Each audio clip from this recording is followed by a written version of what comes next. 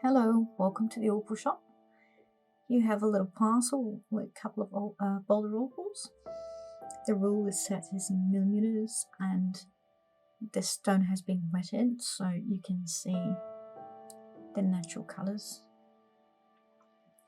Here's Opal number 1. It has lovely shades of green and blue. It's not a lot of opal on the surface, but as the parts there are, it's quite nice.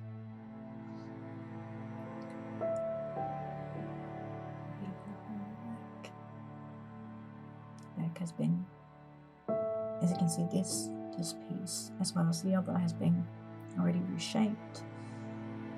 It can be worked on and finished off for more details. Here's Opal number 2 with lovely shades of pink actually. Try and turn it on the different angles so you can see the variety of colours. This one has even got a bit of red and pink over here. So here's the side, the back of it. Here. And this is the facing opal.